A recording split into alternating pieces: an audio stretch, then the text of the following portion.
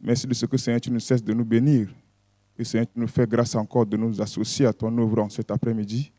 Nous voudrions nous laisser entièrement le creux de tes mains, que toi seul puisses conduire les choses. Que la distraction ne soit pas notre partage, que toi seul puisses siéger au milieu de nous. Seigneur, nous te confions nos frères et sœurs qui sont en route. Seigneur, que tu les conduises jusqu'à nous ici et que tout se passe pour la gloire de ton Seigneur. Viens et prends le contrôle. Reste le commandant en chef, c'est la prière que nous t'adressons. Au nom de ton Fils Jésus-Christ. Amen. Nous allons passer un moment dans la louange. Nous allons demander au ranger d'abord de papa de nous entrer dans un moment de louange. Après quoi, nous allons basculer aux côtés de nos mamans. Merci. Vous pouvez nous proposer des numéros.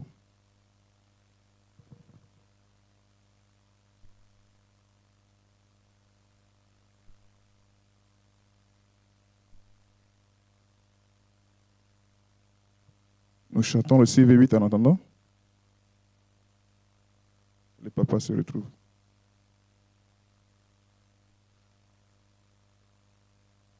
Le 7 plutôt. Le CV7. Dans mon bonheur immense, cheveux avec fleuve, célèbre ta clémence, ô monstre, pour moi, sur le calvaire, ton sang fut répandu, et l'amour de ton Père m'étape, ton sanglant sacrifice, expia mes forfaits, me valut ta justice, ta douce paix. Ce divin héritage, je le prends par la foi, et mon cœur sans partage se donne à toi dans l'abondance ou dans la pauvreté, à toi dans la souffrance ou la sang, à toi sur cette terre où j'attends ton retour, et bientôt près du Père, à toi toujours. Amen. Du côté de papa, un numéro 135.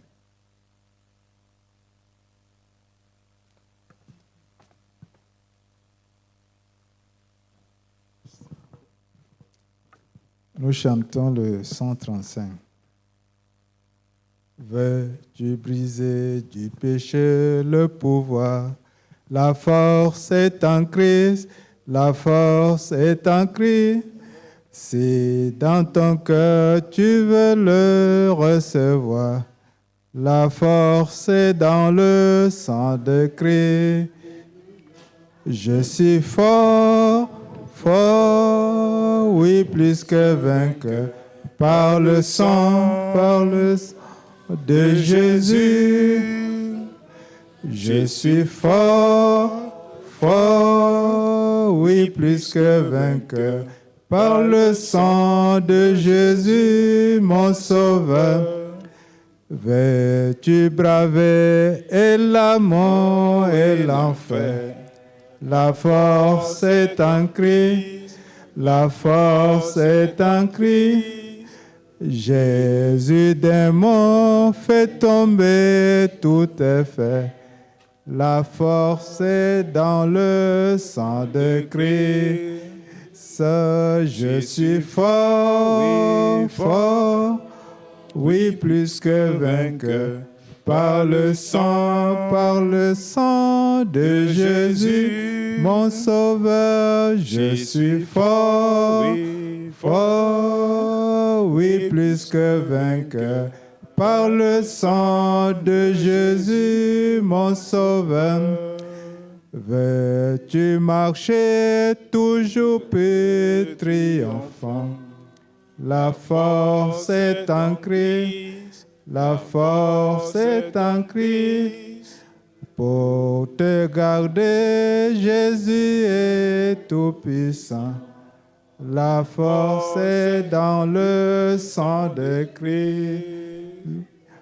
Je suis fort, fort, oui, plus que vainqueur, par le sang de Jésus, mon sauveur. Je suis fort, fort, oui, plus que vainqueur, par le sang de Jésus, mon sauveur. Veux-tu du ciel t'approcher chaque jour? La force est en Christ, la force est en Christ. Avec Jésus demeurer pour toujours. La force est dans le sang de Christ. Je suis fort, fort, oui, plus que vainqueur, par le sang de Jésus. Je suis fort, fort, oui, plus que vainqueur, par le sang de Jésus, mon sauveur. Merci. Nous allons passer du côté de maman.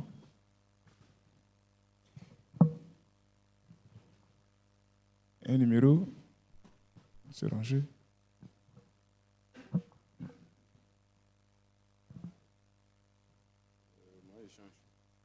pouvez toujours doubler de ce côté. C'est un numéro ici. 204.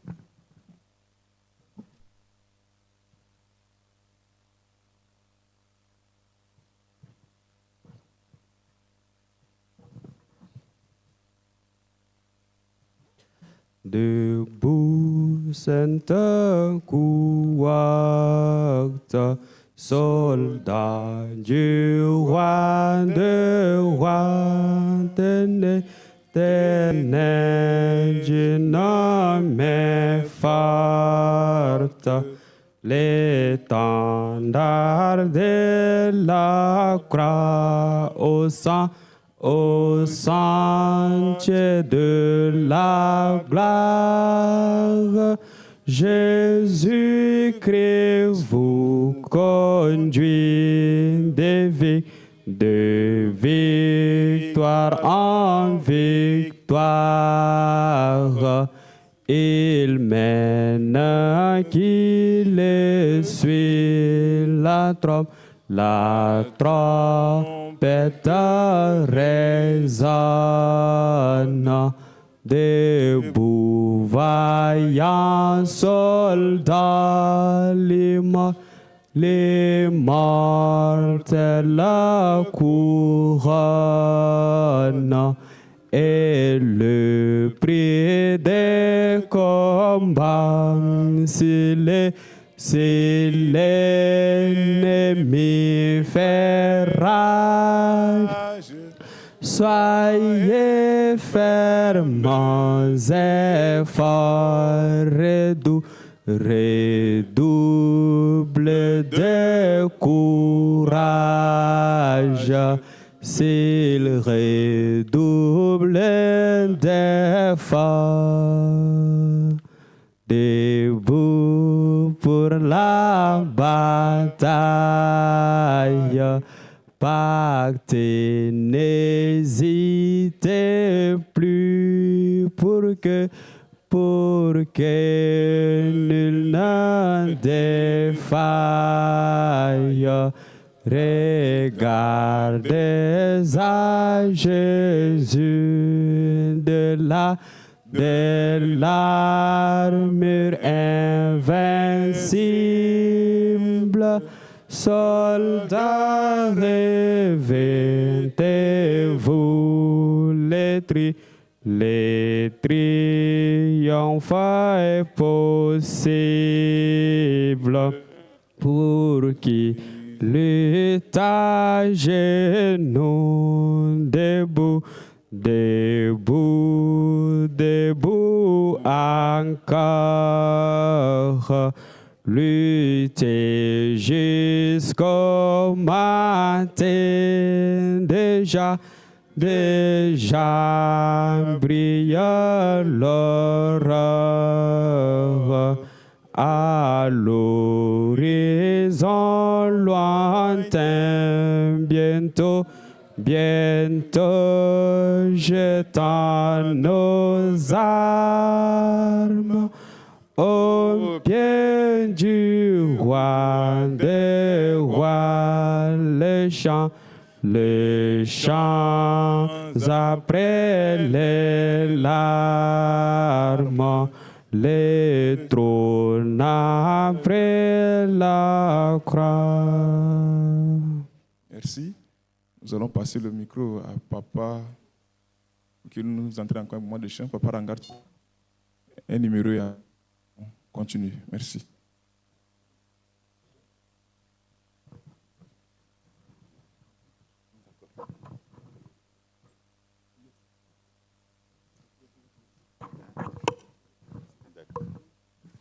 Prions. Seigneur, nous te disons merci pour les louanges qui sont montées vers toi.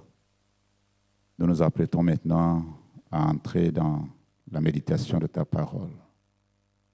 Seigneur, sois avec nous. Sois avec la personne qui va diriger ce moment. Et que nos cœurs, nos oreilles, nos âmes soient disposées à recevoir cette parole. Dans le nom de Jésus, nous t'avons prié. Amen.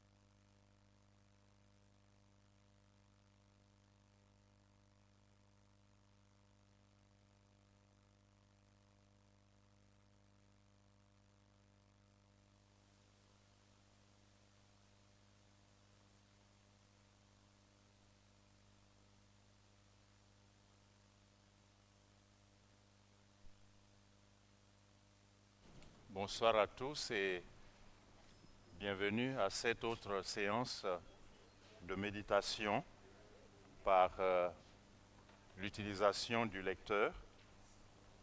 Le texte d'aujourd'hui, comme nous l'avons annoncé hier, se trouve dans Jérémie, chapitre 46, les versets 1 à 12. Jérémie, chapitre 46, versets 1 à 12.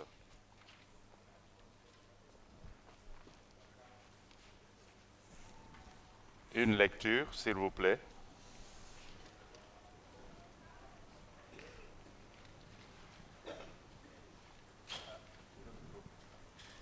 Oui. Jérémie, chapitre 46, versets 1 à 12. La parole de l'Éternel fut adressée à Jérémie le prophète sur les nations, sur l'Égypte, sur l'armée de Pharaon Nécho, roi d'Égypte, qui était près du fleuve de l'Euphrate, à Kerkémish, et qui fut battu par Nebuchadnezzar, roi de Babylone, la 40e année de Joachim, fils de Josias, roi de Juda. Préparez le petit et le grand bouclier et marchez au combat. Attelez les chevaux, montez cavaliers. Paraissez avec vos casques, polissez vos lances, revêtez la cuirasse. Que vois-je? Que vois-je? Ils ont peur, ils reculent. Leurs vaillants hommes sont battus, ils fuient sans se retourner. L'épouvante est de toutes parts, dit l'Éternel. Que le plus léger ne trouve aucun salut dans la fuite, que le plus vaillant n'échappe pas. Au septentrion, sur les rives de l'Euphrate, il chancelle, il tombe. Qui est celui qui s'avance comme le Nil et dont les eaux sont agitées comme les torrents?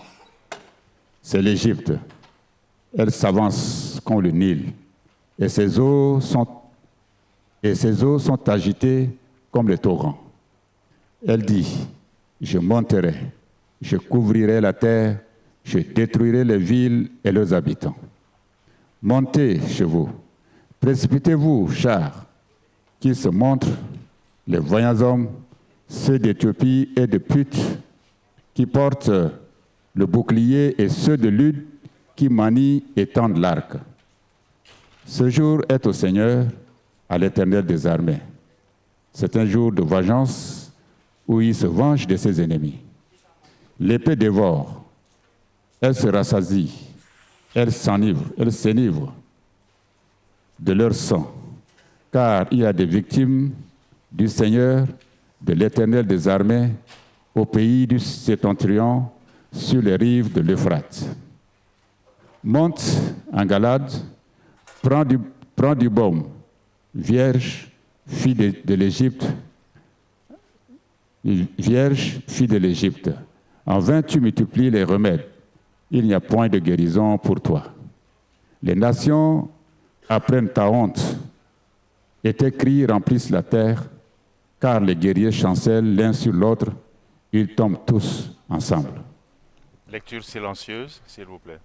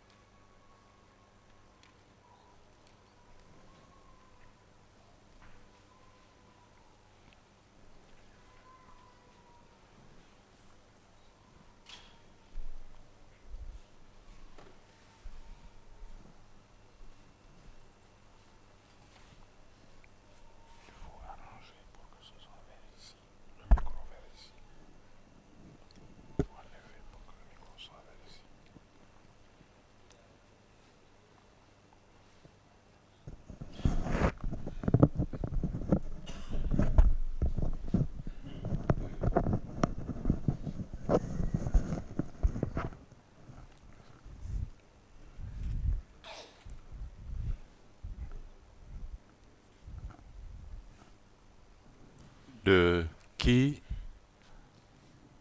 ou de quoi le texte parle-t-il? De qui ou de quoi s'agit-il dans le texte? Nous commençons par le premier volet de la question. De qui s'agit-il dans le texte? En d'autres termes, quels sont les personnages bibliques mentionnés dans ce texte et dans quel verset?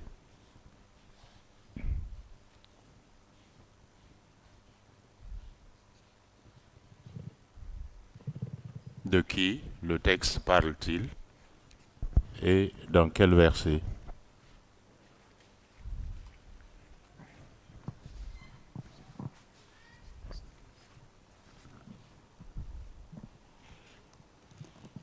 Au verset 1, il y a l'Éternel et son prophète Jérémie. Ensuite,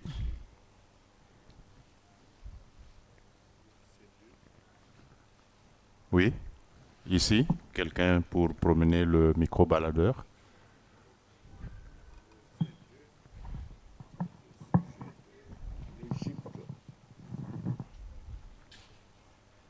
Allez-y, s'il vous plaît. L'Égypte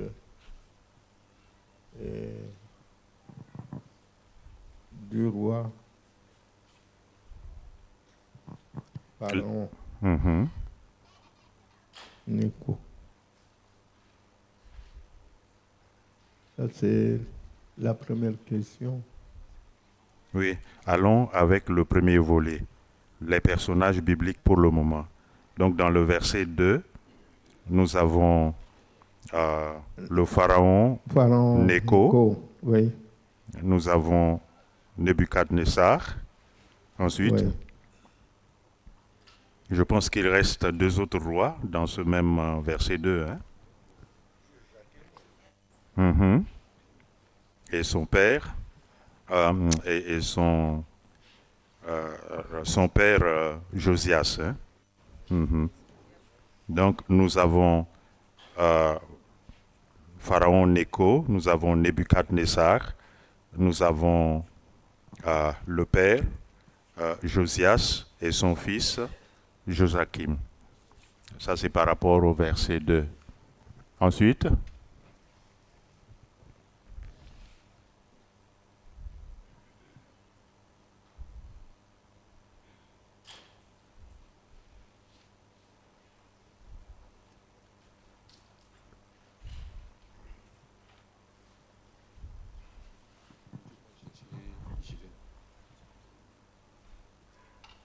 au verset 9, mention est faite des vaillants hommes d'Éthiopie et de Pout qui portent le bouclier, ceux de Loud qui manient et étendent l'arc.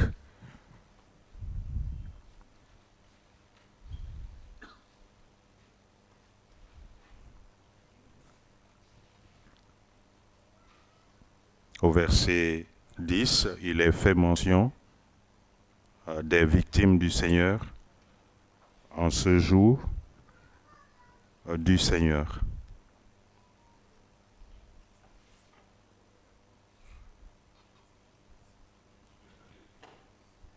Et maintenant, de quoi est-il question dans le texte et dans quel verset? De quoi s'agit-il dans le texte et dans quel verset?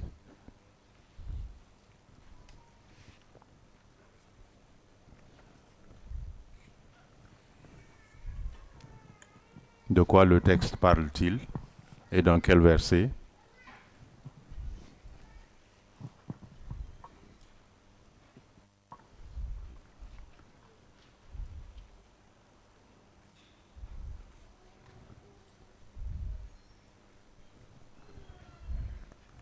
De quoi le texte parle-t-il et dans quel verset?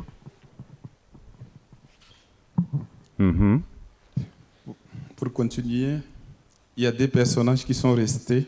Allez-y. Au niveau du verset 11, nous trouvons la fille de l'Égypte.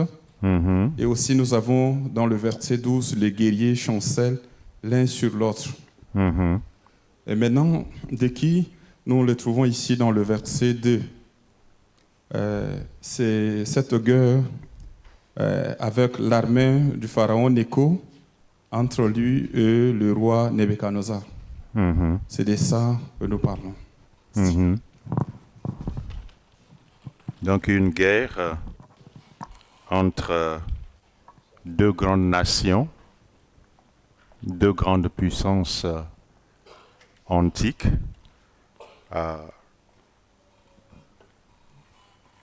la Chaldée d'un côté et l'Égypte de l'autre.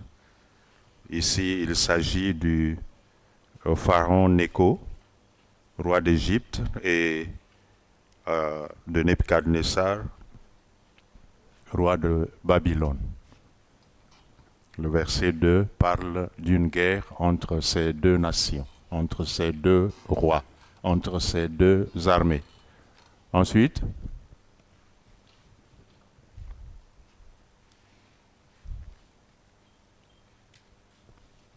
oui, Il s'agit également de la préparation d'une guerre. Nous voyons cela dans le verset 3 et 4, comment on prépare la guerre pour affronter l'ennemi. mhm.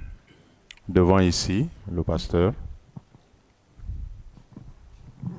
Au verset 2, c'est Dieu qui parle de la victoire de Nebuchadnezzar sur le roi de l'Égypte. Hmm. Mhm. Mhm. Il est dit sur l'Égypte, sur l'armée de Pharaon Nécho, roi d'Égypte, qui était près des fleuves de l'Euphrate à Carchemish, qui fut battu par Nebuchadnezzar, roi de Babylone. Mhm. Avec précision, la 4e année de Joachim, fils de Josias. Intéressant. Cette guerre dont les indications sont données pour la préparation, cette guerre qui a pu avoir lieu et qui a vu la victoire de Nebuchadnezzar sur le pharaon Nécho s'inscrit dans le programme de Dieu par rapport au verset 10.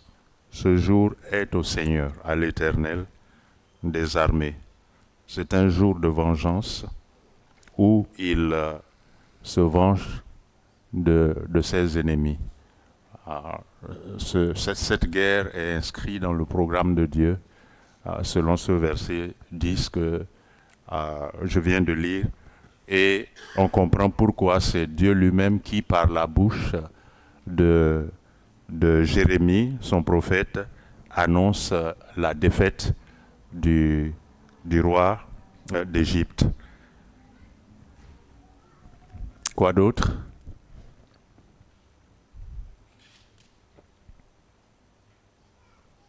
Quel exemple y a-t-il à suivre ou à ne pas suivre? C'est vrai que les versets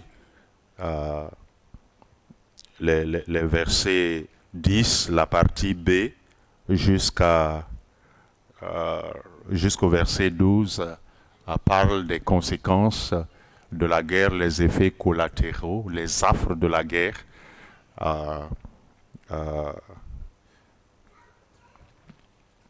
Et puisque c'est le jour du Seigneur, le Seigneur trouve le plaisir d'en faire mention des victimes du Seigneur, de l'Éternel des armées, etc., de la honte de la Vierge d'Égypte et de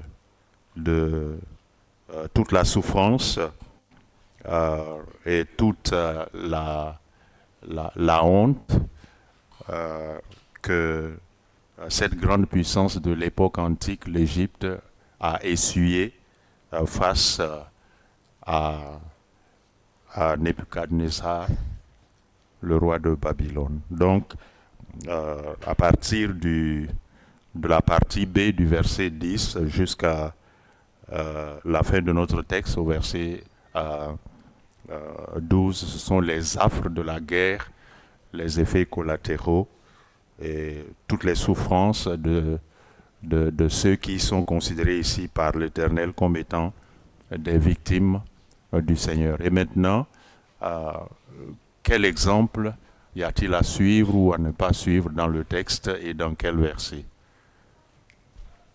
Il y a un doigt qui est claqué, c'est vers où? Ah, d'accord. Les versets 7 et 8, c'est l'exemple de l'Égypte à ne pas suivre. L'Égypte se voit tout puissant. Verset 7, il dit que c'est l'Égypte. Elle s'avance comme le Nil et ses eaux sont agitées comme les torrents. Et elle dit, je monterai, je couvrirai la terre, je détruirai les villes. Ça, c'est un exemple à ne pas suivre parce que l'Égypte s'enorgueille de sa puissance. Et il va se voir être détruit par une autre puissance qui est Babylone.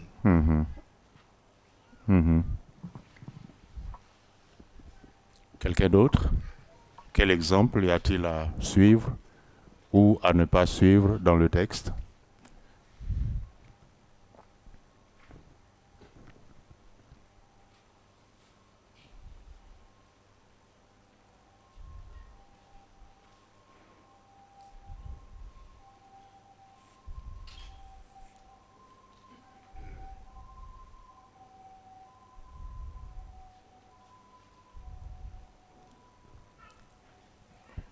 Il y a un exemple à suivre au verset 1, la disponibilité de Jérémie au service de Dieu pour communiquer aux nations le message de Dieu, les oracles de Dieu. C'est un exemple d'obéissance et un exemple de consécration au service du Seigneur, de partenariat avec Dieu dans l'accomplissement de son programme, de ses desseins. Verset 1. Le frère avait parlé tout à l'heure de la préparation de cette guerre et cela nous amène à nous rendre compte de quelques impératifs au verset 3 et 4. À quoi cette préparation de la guerre, à quoi ces impératifs, ces ordres nous font penser? Versets 3 et 4.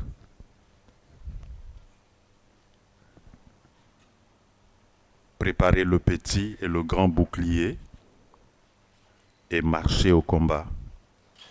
Atteler les chevaux, monter cavaliers. Paraissez avec vos casques, polissez plutôt vos lances et revêtez la cuirasse. À quoi nous font penser à ces ordres, ces impératifs?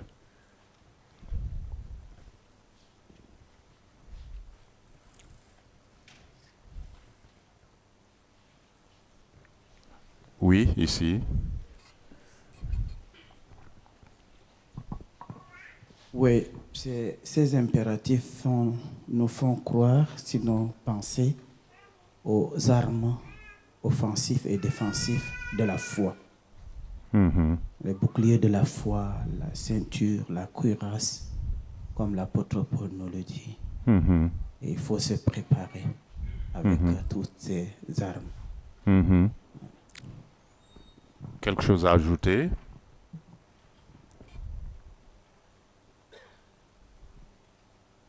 Ou bien c'est bon? Oui, ici. S'il vous plaît, là. Simplement éviter d'improviser. Il faut toujours être prêt au combat, au lieu de se précipiter à y aller.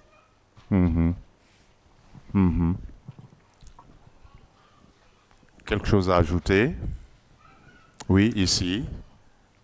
Le micro, pasteur.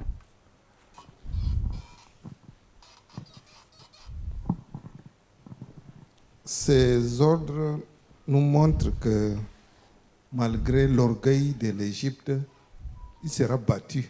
Oui, il s'agite, mais Dieu savait d'avance qu'ils sont déjà battus. Ils reculent. Ouais. Et cela nous fait voir la perspective spirituelle. Satan, l'ennemi, va beau s'agiter, mais il est vaincu. Néanmoins, il nous faut être proactif, comme le papa l'a mentionné tout à l'heure. Il faut qu'on soit prêt, parce que chaque jour est une vie, mais chaque jour nous place en face d'un combat, et il faut être revêtu des armes spirituelles pour y faire face. Quelle vérité Dieu nous révèle-t-il dans ce texte? Il y a eu déjà une anticipation. C'est par rapport à ces impératifs des versets 3 et 4. Il nous faut être préparés. Il nous faut être prêts. Et Jésus l'a mentionné à plusieurs reprises dans les évangiles qu'il faut veiller et prier. Parce que l'esprit est bien disposé, mais la chair est faible. Il nous faut être revêtus des armes spirituelles. Il faut être proactif. Il ne faut pas s'attendre à être acculé, à être attaqué avant de chercher à trouver les voies et moyens de se défendre et de mener la bataille.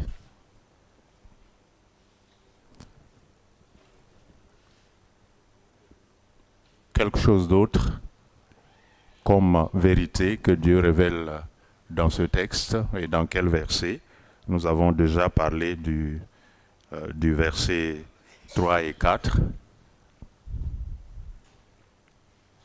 Quelle autre vérité Dieu révèle-t-il? Oui, ici, le micro, s'il vous plaît.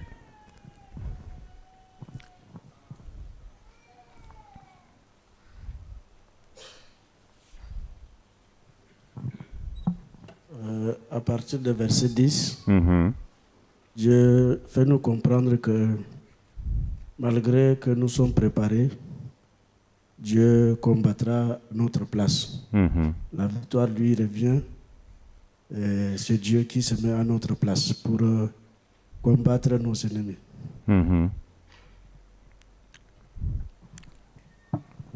Quelqu'un d'autre?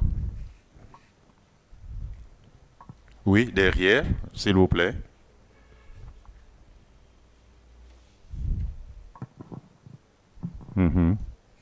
Au verset 5, Dieu veut nous montrer que ce n'est pas en ayant une armée forte, en ayant une armée équipée qu'on peut gagner la guerre. S'il est avec nous, la victoire est certaine. Ici, il parle, ils ont peur, ils reculent, les vaillants hommes sont battus, ils fuient sans se retourner. L'épouvante est de toutes parts, dit l'Éternel. Voilà. Sans armes même, on peut avoir la victoire si l'Éternel est avec nous. Une parenthèse, les chants de victoire nous proposent au numéro 190, il est une sainte guerre, il est un combat divin entre le ciel et la terre, entre le mal et le bien. Et le deuxième couplet dit, certaine est notre victoire. Mais il faudrait bien que nous ayons conscience de ce que c'est une sainte guerre, c'est un combat divin, c'est entre le ciel et la terre. Si vous choisissez le camp du ciel, le camp de la terre va vous combattre. C'est entre le bien et le mal. Si vous choisissez le bien, vous aurez fort affaire avec le mal. Le mal va vous combattre. Et il faut que nous comprenions la perspective spirituelle de ces versets 3 et 4 pour être préparé, être prêt pour revêtir les armes spirituelles parce que chaque jour nous met en face de ce combat. Quelle autre vérité Dieu révèle-t-il dans ce texte et dans quel verset? S'il vous plaît, le micro.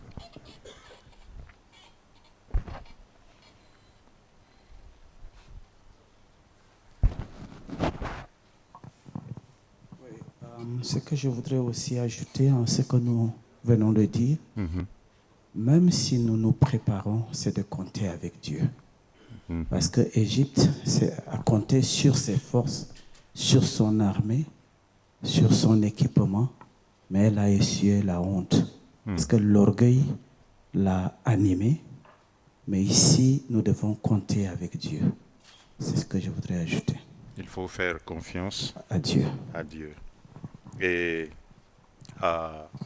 pour saisir la balle au bon, il y a la vérité que nous avons au verset 8. Nous en avons déjà fait mention comme un exemple à ne pas suivre. La vérité ici, c'est que l'orgueil précède la chute. Et il faudrait que nous nous gardions de l'orgueil et de l'arrogance, que nous puissions nous revêtir de l'humilité de Jésus-Christ et de sa douceur plutôt. Quel est le verset qui vous frappe le plus ou qui vous interpelle personnellement dans ce texte? Quel verset vous frappe-t-il le plus ou vous interpelle-t-il personnellement dans ce texte? Oui, micro ici.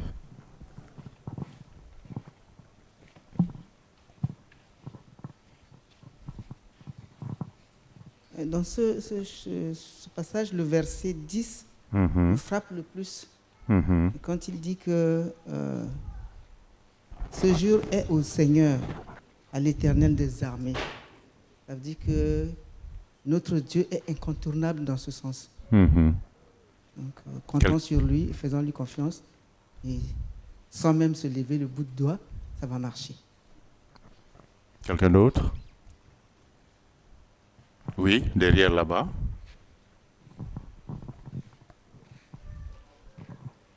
Le verset 11. Monte en Galate, prends du baume, vierge fille de l'Égypte. En vain tu multiplies les remèdes, il n'y a point de guérison pour toi. Ici, ça nous révèle que si seulement notre orgueil nous a conduit à ça, alors voilà les conséquences.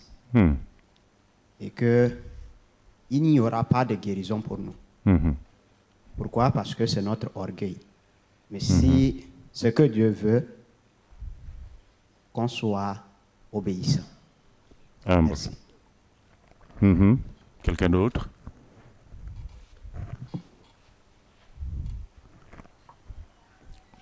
Le verset qui vous frappe le plus ou vous interpelle personnellement?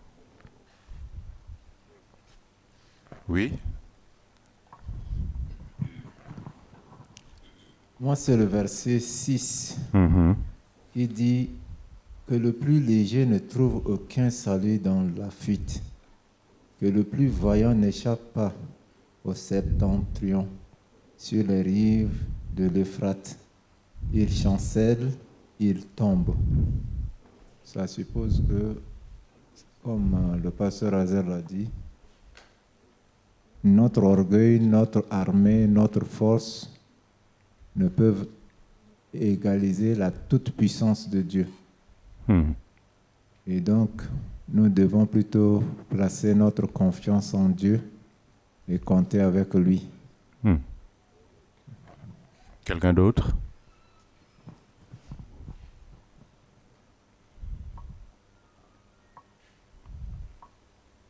Oui, ici.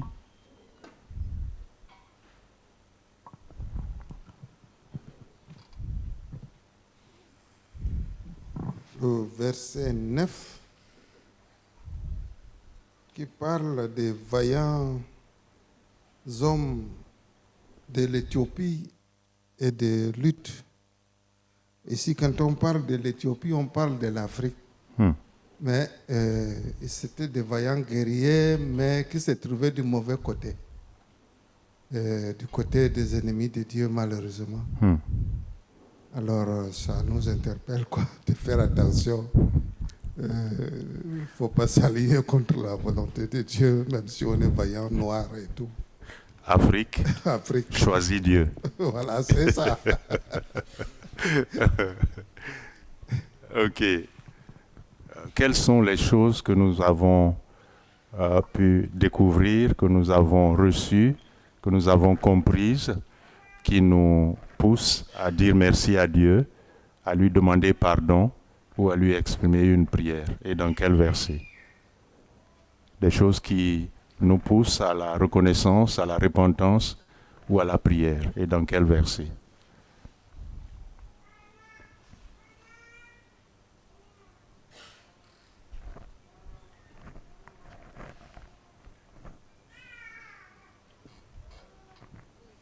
Oui, encore ici.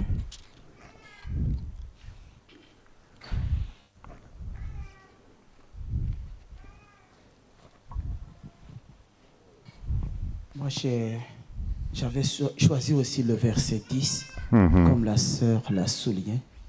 Je pense qu'ici, il y a des moments où on se met avant le jour du Seigneur, ou avant le temps du Seigneur, en faisant notre volonté au lieu d'attendre le temps de Dieu.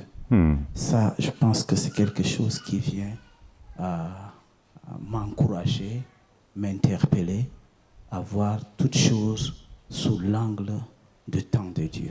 Voilà. Je vous rejoins là. Il est ce Dieu qui ne vient jamais ni très tôt, ni jamais trop tard. Il vient dans le temps qu'il a prévu. Son temps est le meilleur pour moi, pour nous. Quelqu'un d'autre?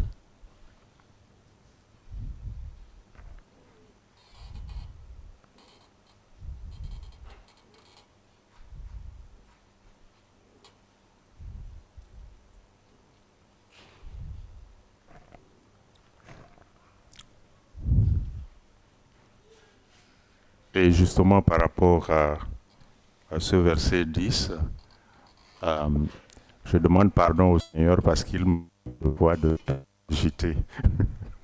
Plutôt que d'être serein et de lui faire confiance, de m'attendre à lui. Je me fais souvent beaucoup du mauvais sang pour rien. Et je demande pardon au Seigneur pour ça.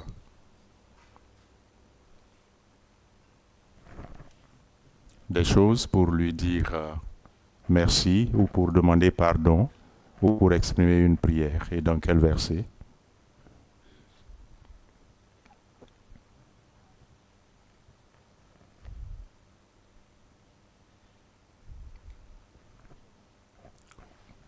Oui, ici.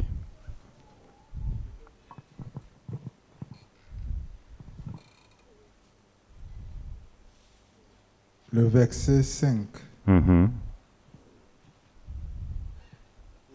Il est fait mention de la peur. La peur qui déstabilise souvent. Quand un problème survient, la peur déstabilise et la parole nous enseigne de ne pas avoir peur devant une situation. Et là, je l'ai exprimé et expérimenté ces derniers temps. Je dis merci à Dieu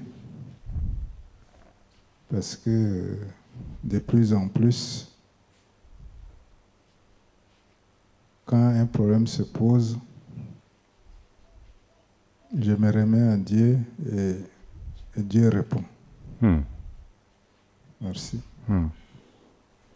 Je vous rejoins là et Ma prière est que Dieu m'aide à avoir des yeux pour voir ce qu'il veut que je voie.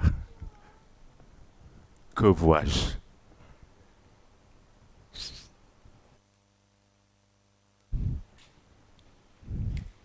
Oui. Ah, ici.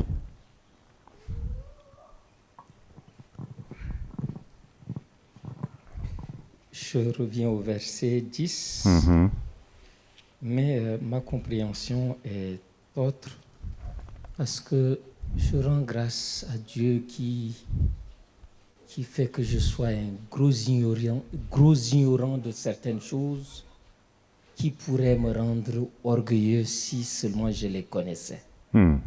Dieu sait pourquoi il fait que je sois ce gros ignorant quand il le faut. Simplement. Merci. C'est profond.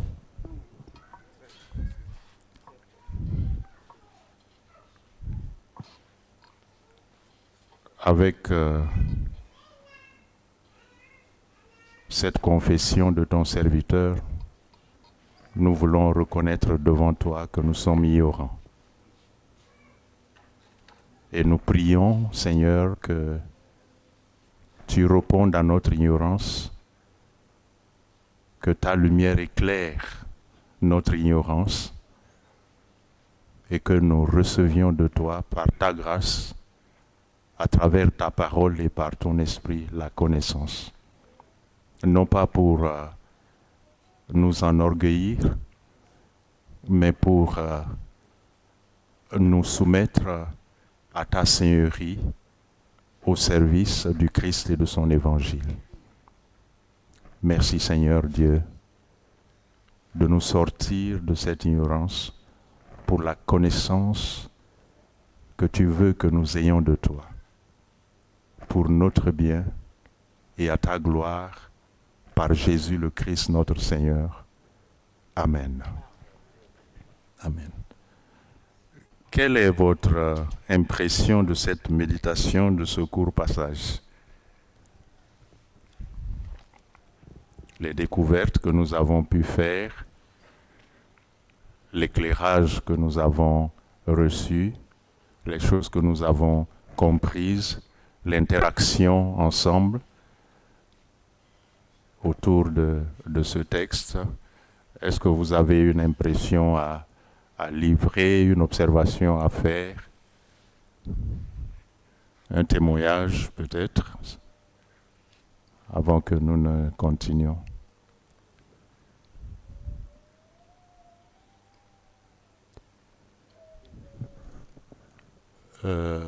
Oui, ici. Le micro, s'il vous plaît.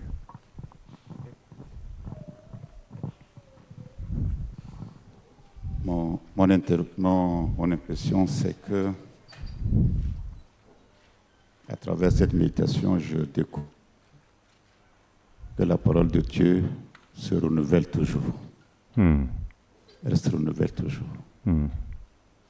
Des choses que tu peux comprendre d'une manière, à ta manière à toi. Mais comme Aman a parlé de l'ignorance,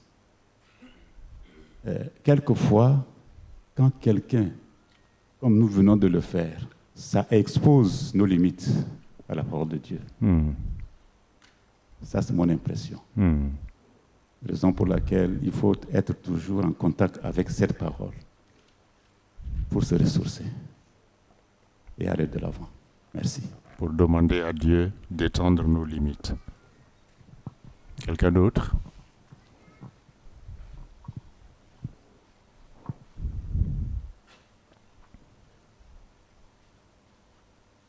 Oui, ici. Et puis ensuite là-bas, pour terminer. Le passage que nous venons de lire et méditer nous donne l'idée que Dieu intervient, Dieu de l'univers intervient en faveur des nations. Mais qui suis-je, moi? était hier un incroyant qui, par sa parole, la parole de Jésus-Christ, je suis devenu un être assisté dans le salut en Jésus-Christ. Je suis un être honoré. La honte, d'abord tout perdu, parce que je ne suis pas une nation.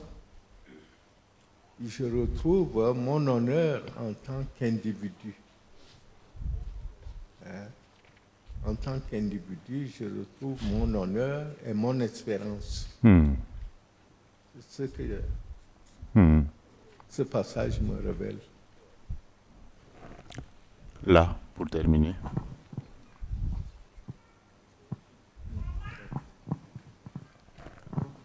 C'est une question de l'identité en Christ. Moi, c'est plutôt la profondeur de la parole de Dieu. À chaque fois que l'on se met à l'étudier, elle est très profonde. On découvre toujours quelque chose et c'est passionnant. Et même le genre littéraire qu'il y en a dedans, c'est une grande richesse. Et ça cultive. Quand on lit, on étudie la parole de Dieu. Merci. Nous avons vu au niveau du point 1 qu'il y a deux formes d'études bibliques. L'étude biblique personnelle et l'étude biblique en petits groupes. Il y a un avantage certain de méditer la parole de Dieu ensemble, de faire une étude biblique ensemble, parce que les découvertes des uns enrichissent les autres, l'apport des uns et des autres aide énormément à comprendre ce que peut-être seuls nous ne pourrions pas comprendre, et la lumière qu'apportent les uns et les autres nous donne d'être éclairés par rapport à certaines zones d'ombre, etc. Donc nous avons vu par rapport aux dispositions de cœur qu'il y a premièrement la méditation quotidienne, et nous avons proposé comme outil indiqué le lecteur de la Bible. Il y en a encore sur la table de littérature. On peut encore en trouver au siège de la Ligue pour la lecture de la Bible. Nous encourageons ceux qui ne l'ont pas encore de mettre leur point d'honneur à avoir cet outil, parce que ça aide énormément. Même pour le culte familial, ça peut faire du bien. Donc, nous vous invitons à avoir cet outil. Ça aide énormément. Vous pouvez l'utiliser aussi bien pour la méditation que pour l'étude biblique. En deuxième de couverture, les questions sont là. Il y a 8 questions d'observation et d'interprétation. Et donc, si vous voulez faire une étude biblique d'un texte, vous allez être exposé aux 8 questions.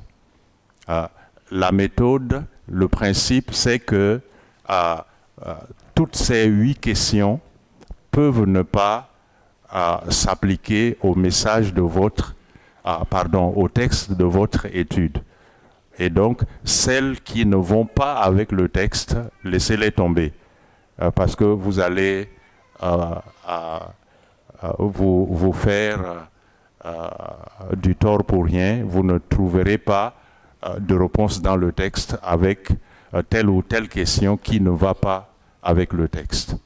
Et donc, quand il s'agit d'une étude biblique, vous avez affaire à être exposé aux 8 questions qui sont des questions d'observation et d'interprétation. Mais sachez encore une fois qu'il y a quelques-unes d'entre elles qui peuvent ne pas s'appliquer à votre texte d'étude. Vous les laissez simplement tomber. Et il y a à la fin la question A et B qui sont des questions d'application. Parce que la méthode, c'est O pour observation, I pour interprétation et A pour l'application.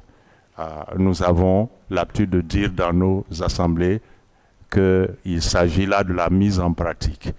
Et donc, la question A, c'est quel verset vous frappe-t-il le plus ou vous interpelle-t-il personnellement? Et la question B, c'est qu'est-ce qui, dans le texte, vous pousse à la reconnaissance, à la repentance ou à la prière? Et vous êtes en train de terminer votre temps avec le Seigneur sur ces 2 questions d'application, de mise en pratique. Vous répondez à Dieu, parce que Dieu vient de vous parler à travers cette étude biblique ou à travers cette méditation, et il attend votre réponse. Et la réponse vient de l'application par ce que nous allons exprimer du fond du cœur comme réponse à ces 2 questions d'application. Nous allons prendre une pause de 10 à 15 minutes pour ceux qui auront besoin de faire un tour à la table de littérature, soit pour acheter le lecteur, ou pour acheter le support pédagogique, ou pour se procurer le calendrier de lecture de la Bible sur 2 ans. Et puis ensuite, on va revenir pour poursuivre. On va faire une petite révision de ce que nous avons vu déjà avant d'aller dans les détails, en sillonnant, en parcourant maintenant le support pédagogique que vous avez. Ceux qui n'ont pas encore pu prendre les supports pédagogiques, il en reste. Vous pouvez en prendre pour que, au retour, nous puissions suivre ensemble. J'ai quelques soucis, pasteur. J'aurais aimé que demain, nous puissions prendre du temps pour faire une étude biblique en petit groupe. Comment on va faire avec ces choses-là? Est-ce qu'il y a suffisamment de chaises pour que nous puissions, dans la cour, prendre position en petit groupe pour le faire? Ok. Donc, il faut vous préparer pour que demain, s'il plaît à Dieu, on puisse faire une étude biblique en petit groupe. On va constituer des groupes de 7 personnes, y compris l'animateur. Je vais proposer un texte. Tout le monde va préparer. Et puis quand on va former le groupe, alors vous allez vous proposer vous-même pour être animateur et faire comme je l'ai fait ces 3 jours pour animer la discussion, la réflexion ensemble. Donc, prenons s'il vous plaît la pause maintenant. Nous disons merci à Dieu de ce qu'il a utilisé sur son serviteur. Nous allons demander à Papa Palou de prier pour ce temps que nous avons passé et alors en pause avant de revenir. Merci.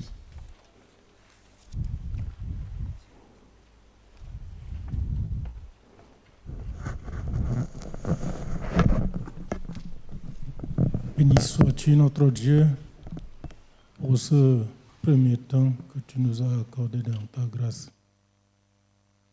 Oui, Père, tu nous donnes de réfléchir. Tu nous donnes de nous rappeler. Tu nous donnes de nous fixer par rapport à ta parole. Merci de ce que notre Dieu, tu touches la profondeur de ce que nous avons dans le cœur. Agis puissamment, notre Dieu, pour que nous nous mettions en cause.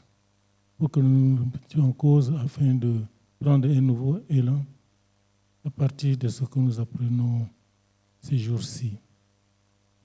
Notre Dieu, notre Père, tu viens combler ce qui manque, mais continue à le faire, notre Dieu, pour que nous puissions œuvrer de manière digne de toi, pour que nous puissions aider aussi, Père, pour que ta parole puisse être ancrée dans les cœurs, que nous puissions marcher tous ensemble en regardant à toi et à toi seul, dans les difficultés, dans les soucis, et aussi, Seigneur, dans la joie, dans la gaieté de te suivre. En Jésus, nous t'avons prié. Amen.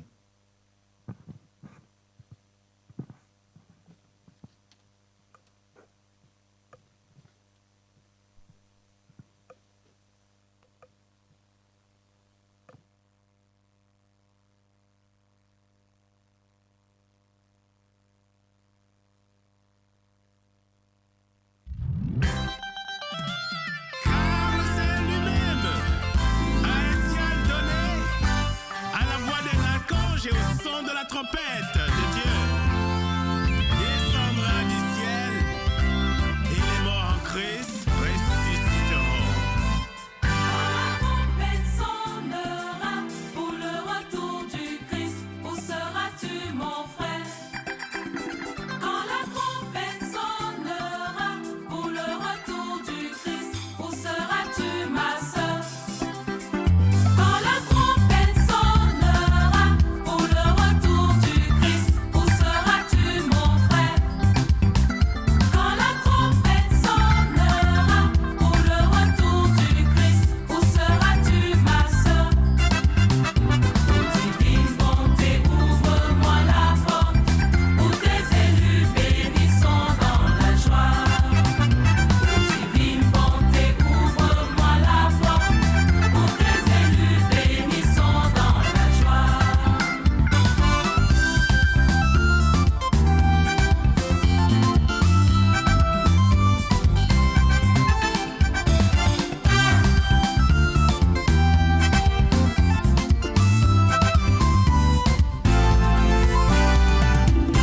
Pendant que les ténèbres obscurcissent mon visage pour ne plus voir tous ceux qui me sont chers, avant que la mort ne vienne pour m'emporter, que ferai, Seigneur, pour entrer dans ta joie? Pendant que les ténèbres obscurcissent mon visage pour ne plus voir tous ceux qui me sont chers, avant que la mort ne vienne pour m'emporter, que ferai, Seigneur, pour entrer dans ta joie?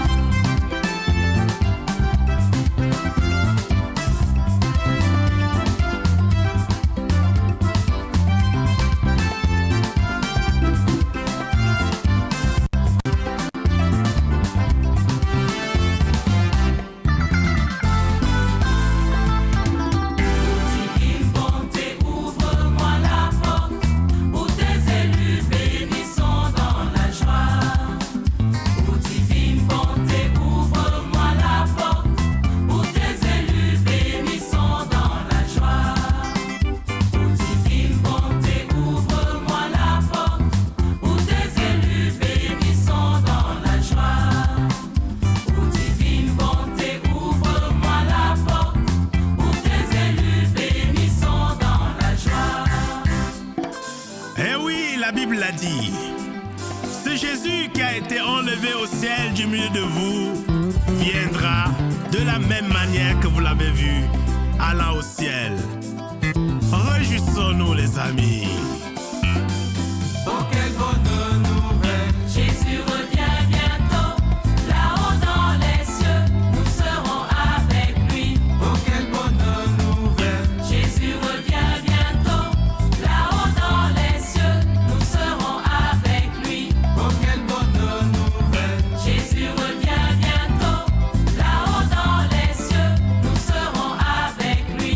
Oh, quelle bonne nouvelle! Jésus revient bientôt,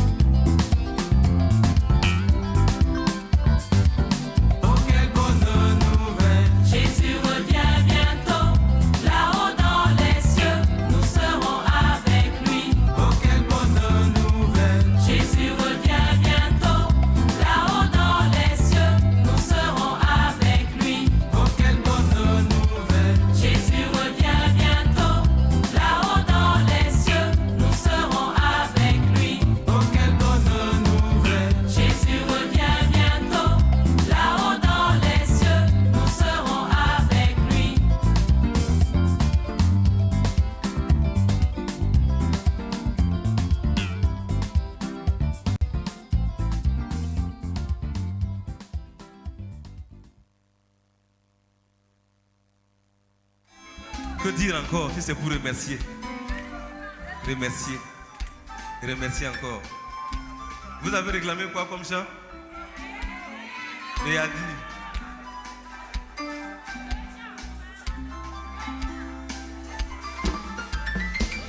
On va faire Roneliam alors. Là, on va se tenir debout. Ce n'est plus le concert acoustique, d'accord? Là, on va se tenir debout, on va danser, on va chanter à la tchadienne. Pour nos amis, vous connaissez? Roneliami kem korbe à nous battre.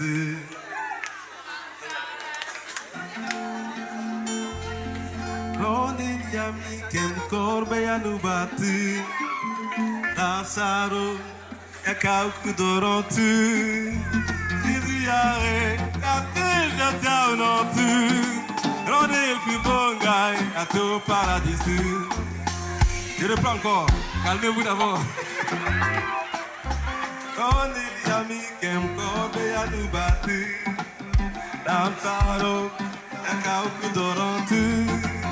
Jésus arrive, j'attends, j'attends, non tu. Ronel Kubongai, ato paradis. Roneliami kem korbe à nous battre. Mamsaro, yakau kudorantu. Jésus arrive, j'attends, j'attends, non tu.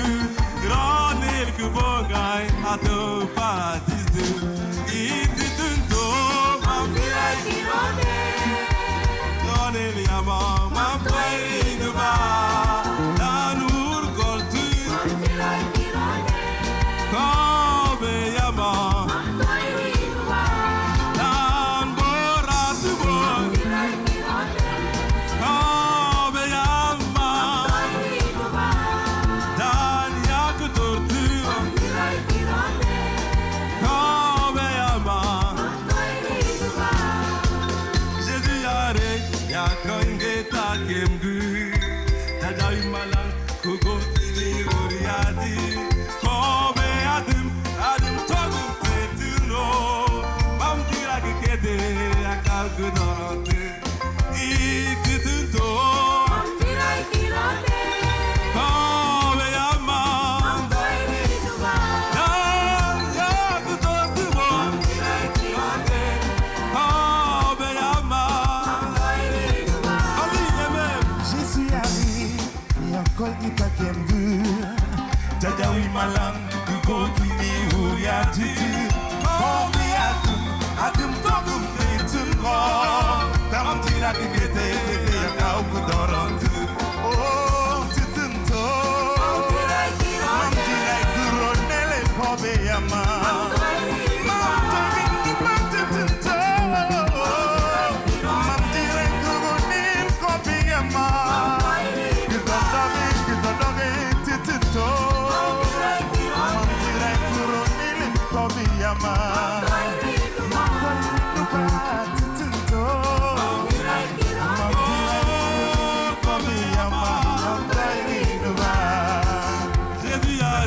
Yakoinge takemgu. Tajawi malang kugo kini uriati. Kobe adim togum tetuno. Mam tira kekete akagu dorant. Hey, iti dunto. Tira ikirone. Kobe yama. Mam toiri nuba. Titunto. Mam tira ikirone kobe yama.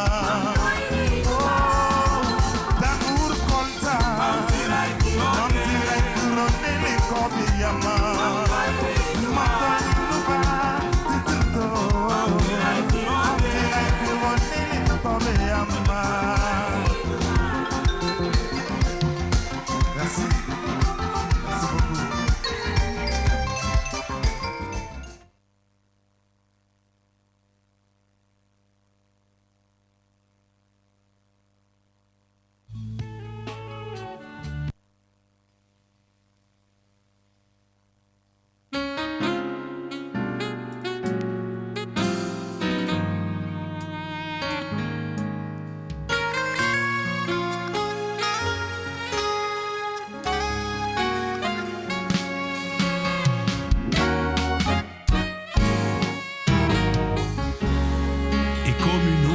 remplit les torrents. Seigneur, je viens devant toi pour te demander de me remplir. Remplis-moi, Éternel, de ton esprit. Comme l'eau de ta pluie qui remplit les torrents.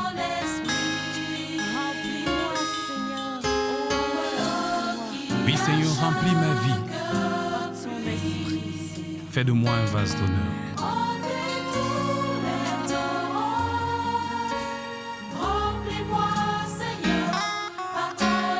Oui, à tes pieds, Seigneur, je me tiens dans l'espérance de mon salut.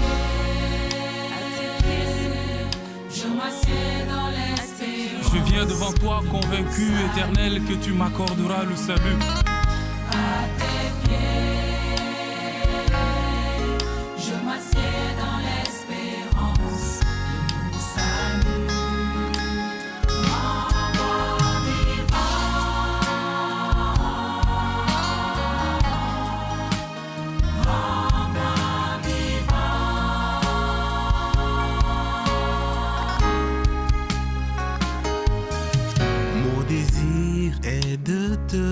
Servir.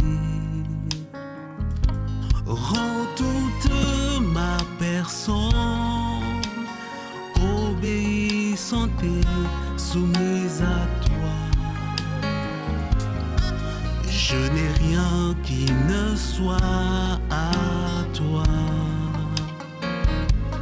Tous les jours de ma vie, je me tiens, Seigneur, à ton service. Oh, à tes pieds, je m'assieds dans l'espérance. Merci la technique. Merci. Nous reprenons notre travail. Nous allons chanter le CV, le numéro 22, avant de reprendre. Merci. Le CV 22. Je l'ai trouvé, le bonheur ineffable. Je suis sauvé. Oh, joie inexprimable. Tous mes péchés sont effacés. Le sang de Christ me lave. Les jours de l'âme sont passés. Je ne suis plus esclave. Oh, quel bonheur d'avoir Jésus pour maître. Oh, mon sauveur, mon seul sauveur. À toi seul je veux être. Tu viens briser, puissant vainqueur du mal, la tyrannie, affranchissant mon pauvre cœur et me donne la vie. Dans ton amour, tu m'as cherché et rend bien loin du Père. Tu m'as sauvé de mon péché. Tu fis dans ton frère. Et maintenant et pour jamais, sous ton joug je me plie. Je n'ai pu vivre désormais, Jésus, que de ta vie. Ah, laissez-moi chanter mon roi, lui car je loue, je chante. N'est-il pas tout pour moi, pour la race sanglante, sans s'élasser, jour oui après jour, Il m'aime encore. Comment répondre à tant d'amour? Je crois, mais j'adore. Nous prions. Dans ton amour, chercher, et Seigneur, tu nous associes encore à ton œuvre. Nous voudrons te dire merci. Merci pour ce temps de pause que tu nous as. Ici, nous prions, Père, que toi seul puisses nous aider, disposer à apprendre encore à ta vie. Au nom de ton Fils Jésus-Christ, nous te prions. Amen. Amen. Merci. Nous allons faire assez rapidement une révision de ce que nous avons vu déjà. Nous allons commencer par la mise au point et nous demandons à l'équipe technique de nous envoyer les éléments maintenant.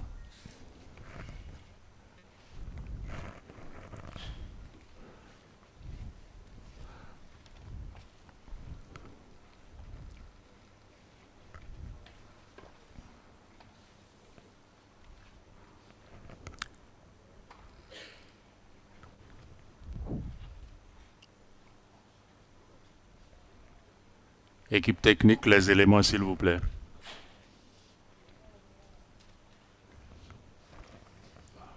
À partir de la mise au point.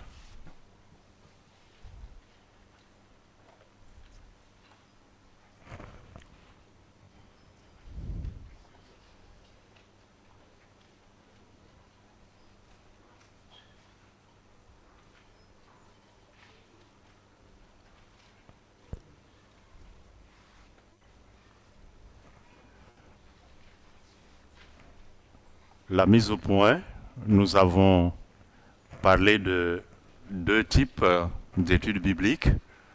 Il y a l'étude biblique d'édification et l'étude biblique d'évangélisation. Nous voudrions revenir sur ce qu'il faut retenir de la manière de bien se prendre pour l'étude biblique d'évangélisation. Par définition, c'est une présentation de la personne de Jésus-Christ à des personnes intéressées à travers des passages bien sélectionnés qui sont tous étudiés ensemble de façon objective et dans une atmosphère amicale. Objective parce que c'est une étude que nous faisons. Nous avons la charge de conduire la discussion. Ce n'est pas une prédication, ce n'est pas un témoignage que nous leur rendons de Jésus-Christ, mais nous les amenons par la discussion à découvrir qui ce Jésus est vraiment par eux-mêmes dans le texte que nous étudions ensemble. Et c'est de façon amicale parce que comme je l'ai dit la dernière fois, c'est des gens avec qui nous partageons quelques centres d'intérêt, des gens qui sont considérés comme nos amis, pour qui nous prions depuis un certain temps déjà. Donc, quand on les invite pour l'interaction avec les Écritures, on fait comme ça se fait ici. À la C'est Bonne Nouvelle, il y a de l'eau pour étancher leur soif, il y a un peu du thé, l'atmosphère est vraiment amicale. J'avais dit que la démarche est en 4 étapes, il faut savoir planter le décor, puisque nous n'avons pas affaire à des gens qui sont déjà familiers aux Écritures. Et donc, le cadre ou la situation, il faut poser des questions assez simples qui puissent leur permettre d'entrer dans le texte, de savoir que la scène se passe à tel moment de la journée, c'est dans telle ville, à tel endroit, etc.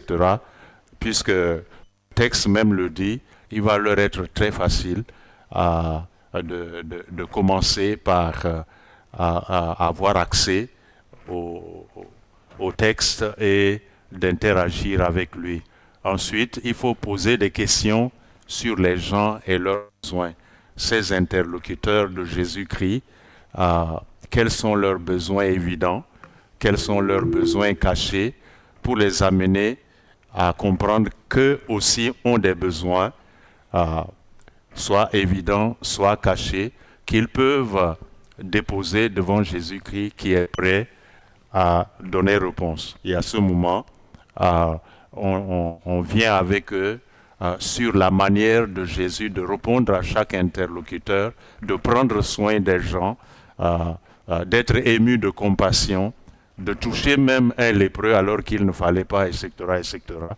Et puis, on en vient aux conséquences ou au point culminant pour leur demander d'être libres, de répondre à Dieu, de se positionner par rapport à Jésus-Christ à partir de ce qu'ils ont appris du texte, de ce qu'ils ont découvert, de ce qui les a touchés, etc., etc.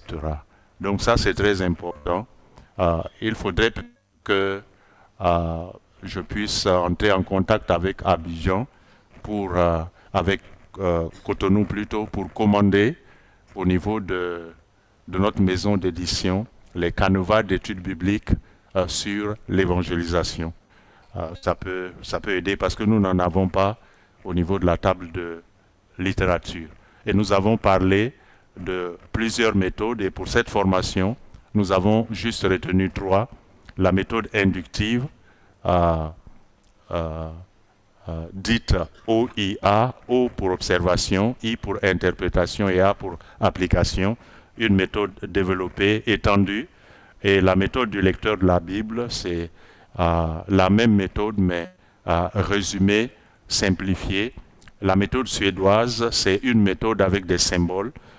C'est là déjà dans votre support pédagogique. On va y arriver. Nous avons parlé de 4 modes d'étude biblique. Étude biblique d'un texte, étude biblique d'un thème, étude biblique d'un personnage, étude biblique d'un livre, mais tout se ramène au premier élément. Parce que même si vous choisissez d'étudier tout un livre, vous allez aller portion par portion, péricope par péricope. Même s'il s'agit d'un thème, ça va être la même chose. Si vous choisissez de mener sur une période donnée une étude biblique sur la consécration, vous allez choisir des textes qui parlent de la consécration. S'il vous plaît, je vais revenir, cabine technique, revenez avec moi sur l'étude biblique d'évangélisation. Ça se fait sur 4 à 6 mois. C'est un voyage que vous faites avec ces gens sur 4 à 6 mois pour qu'ils commencent par se familiariser avec la parole de Dieu, laisser leur cœur être touché par ce qu'ils reçoivent et donner l'occasion à l'Esprit de Dieu de les convaincre de péché, de justice et de jugement. Donc, c'est sur une période de 4 à 6 mois. Et comme les textes bien sélectionnés, ce sont des textes des évangiles, il faut partir de la naissance de Jésus-Christ jusqu'à sa résurrection, donc de son humanité à sa divinité. Il ne faut pas brûler les étapes parce que tout de suite, quand vous parlez déjà de la résurrection, ils ne vont rien comprendre. Donc il faut partir de la naissance à la résurrection, de l'humanité à la divinité. Ils auront déjà compris un certain nombre de choses et ils pourront, par la grâce de Dieu, être à mesure de se positionner. Continuons s'il vous plaît. Maintenant, la préparation de l'étude biblique, nous avons dit qu'il y a la mise en situation, il y a la mise en route, il y a la mise en question et il y a la mise en forme. La mise en situation, il y a ce que Anne-Marie Descrevel appelle la disponibilité de base. Il faut un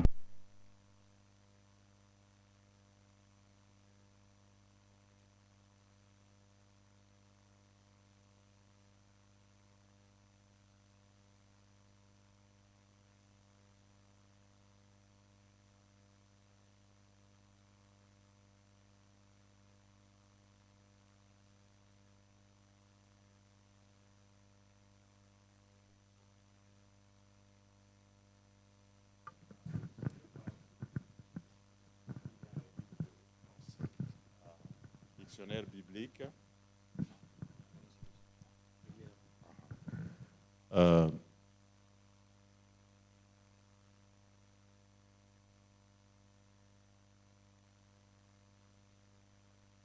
Dictionnaire biblique, commentaire biblique, etc., encyclopédie biblique. Et puis, il y a les dispositions de cœur. Il faut que notre être intérieur soit nourri, qu'il y ait une base biblique pour cet exercice de piété, cet exercice spirituel, par la méditation quotidienne, par la mémorisation, par la lecture systématique, par l'étude biblique personnelle et par la prière.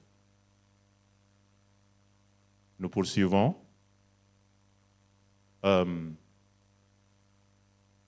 C'est le défunt Burdané qui utilise des termes pour nous aider à retenir les choses assez rapidement. Par rapport à la mise en route, il parle de 3 règles d'or: prier, lire, prendre notes, et puis de 3 précautions d'argent: déterminer le genre littéraire, situer le texte dans son contexte et découper le texte. On découpe le texte en tenant compte du mouvement des idées et de la progression des actions. Nous allons le faire d'ici là au niveau de la pratique. Oui. Maintenant, la mise en question, c'est l'élaboration de la méthode. O pour observation, I pour interprétation, A pour application. L'observation, c'est répondre à la question: que dit le texte? De quoi s'agit-il dans le texte? Ça, c'est l'observation. Et vous savez, c'est très important parce que c'est de l'observation approfondie, bien faite, que vient une interprétation valable. Parce que si vous passez à côté, l'interprétation va être faussée et l'application avec. Donc c'est très important de prendre son temps pour observer le texte. Et donc, observer un texte des Écritures, c'est répondre à la question: que dit le texte? De quoi le texte parle-t-il? Tout simplement. Et vous avez ça dans le support pédagogique.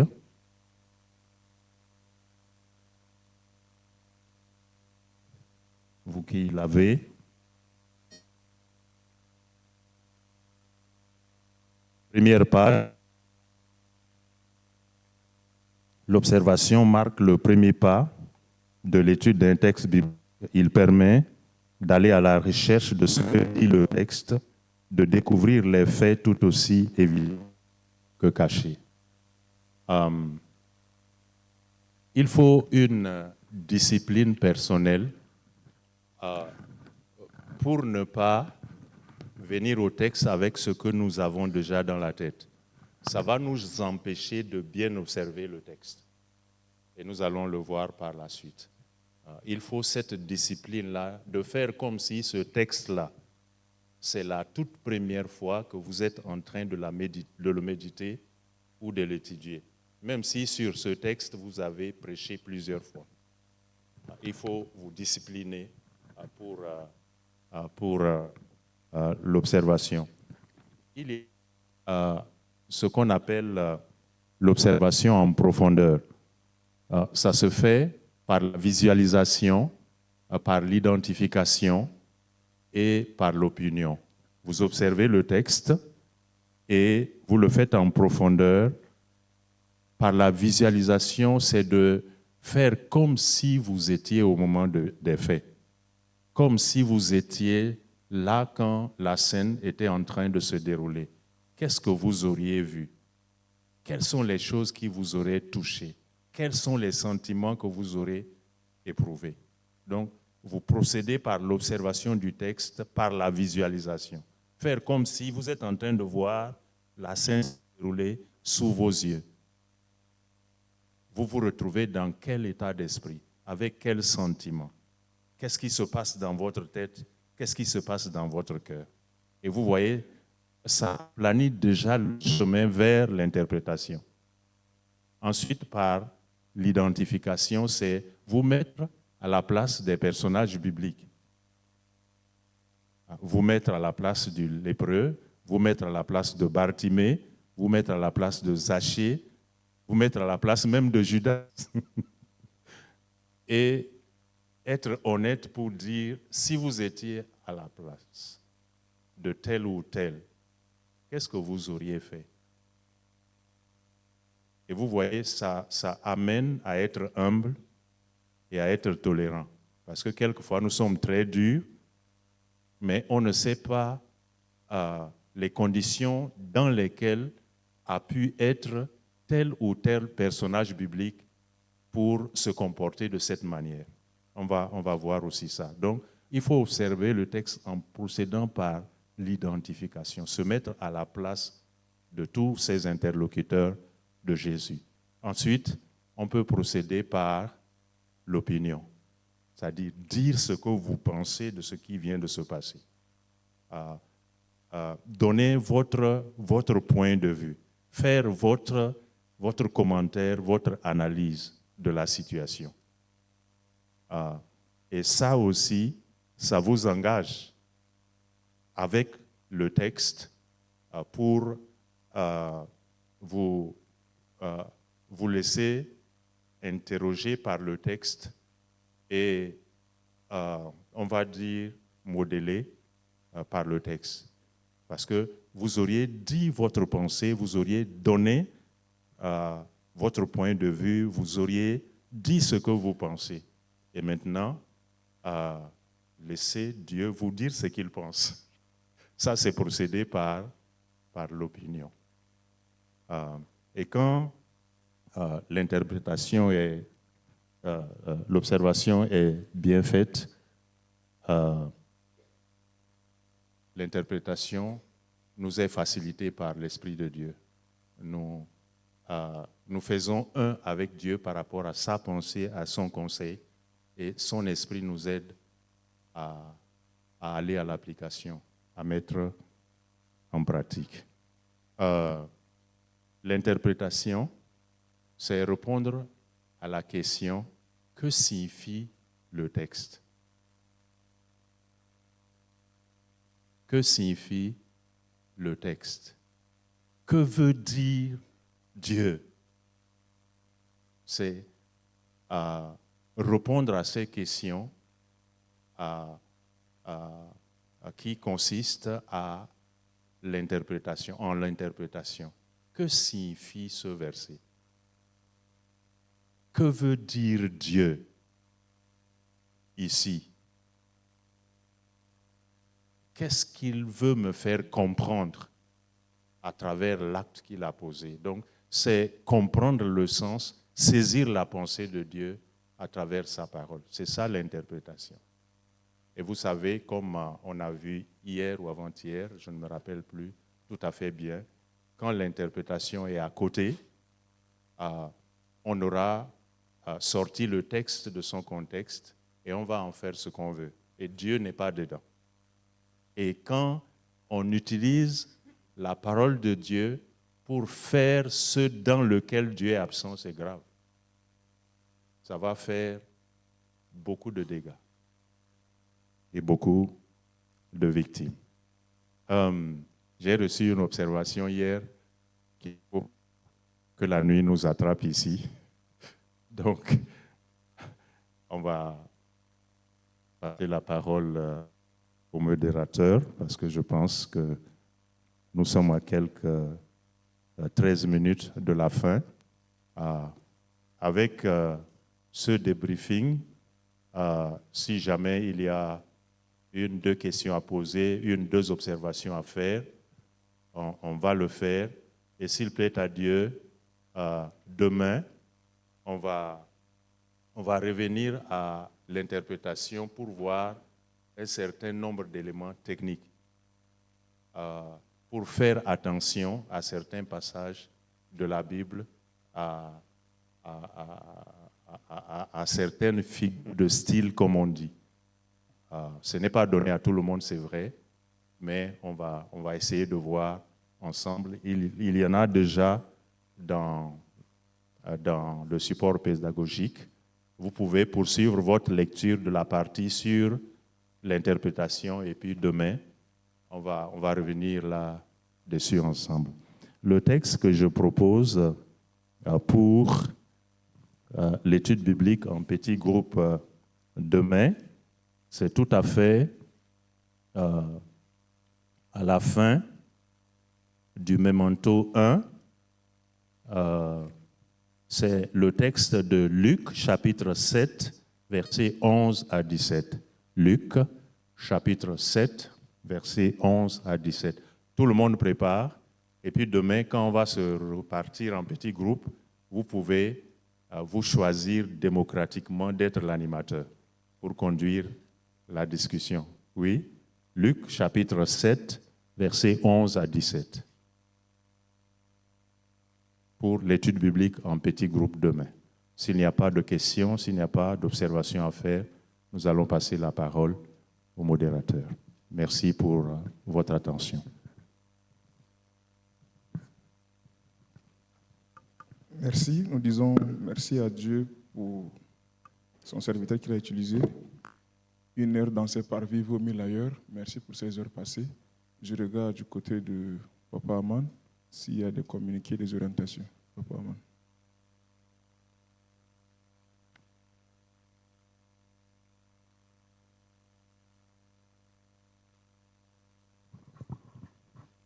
Merci, je vous salue dans le nom de Jésus. Amen.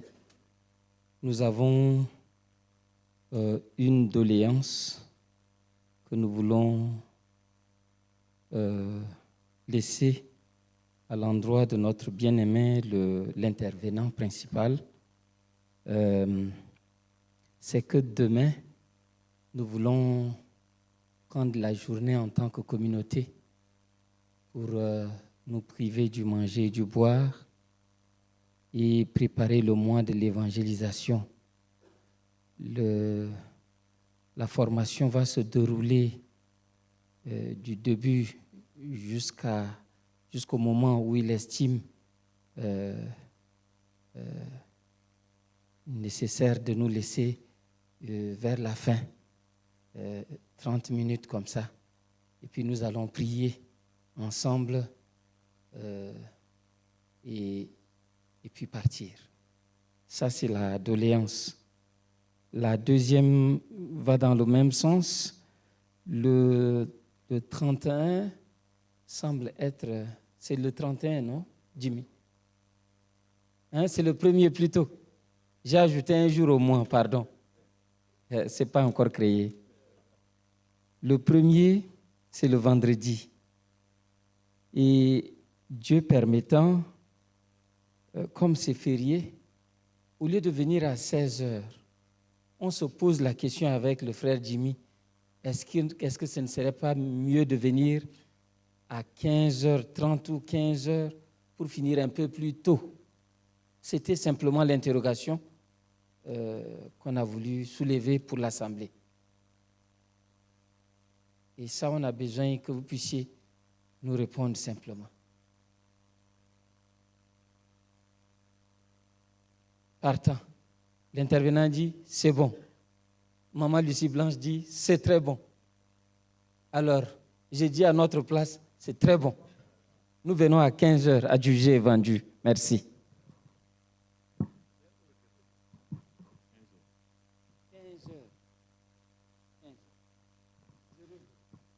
Merci. Nous allons demander à Pasteur Azer de prier pour clôturer le moment et demander à Pasteur Isaac de nous bénir et notre séparation.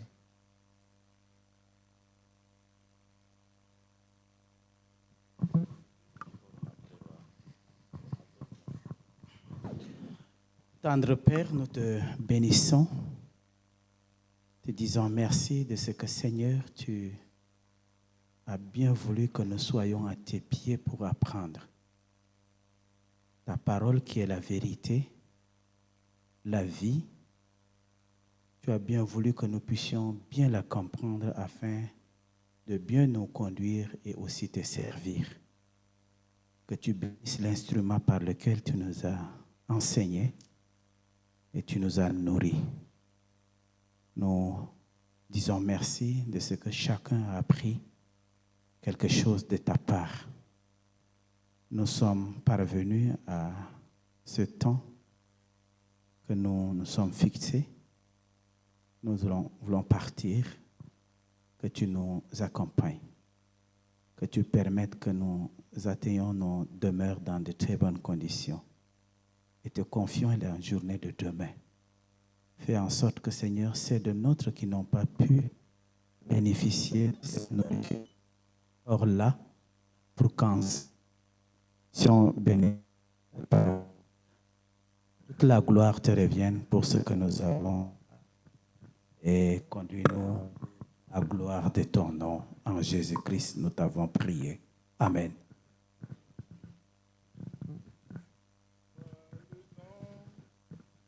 Béni soit le nom, béni soit le nom du Seigneur.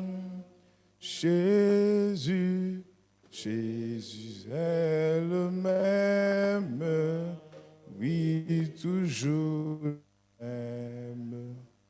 Béni soit le nom du Seigneur. Que la grâce du Seigneur Jésus-Christ, l'amour de Dieu le Père et la communion du Saint-Esprit demeurent en nous, en Jésus-Christ. Amen. Merci. Vous avez les salutations du pasteur Aguna avec qui nous avons parlé cet après-midi. Il prie pour nous. Je reçois.